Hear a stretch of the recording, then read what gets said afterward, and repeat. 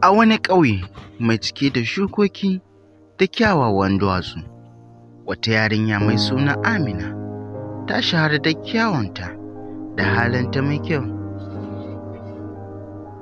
Tun tana ƙaramar yarinya, wani saurayi mai suna Yasir ya kasance abokinta na kud da kud. Duk lokacin da suka haɗu suna dariya da wasa kamar ba su da wata damuwa a duniya. Shekaru suka ja, soyayya ta bayyana a tsakaninsu. Duk da haka, iyayen Amina sun fi son ta aure wani ɗan kasuwa mai suna Alhaji Sule, wanda ke da arziki mai tarin yawa.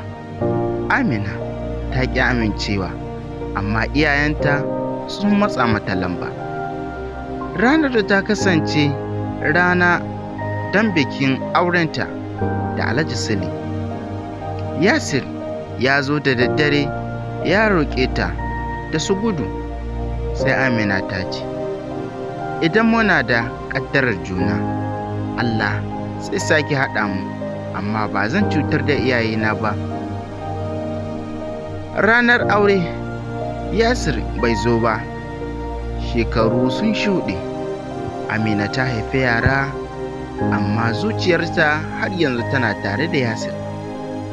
Bayan shekaru da dama, sai gashi a wani kasuwa sun haɗu tare da Yasir yana riƙe da hannun ƙaramin ɗansa, kuma suka kalla juna da murmushi.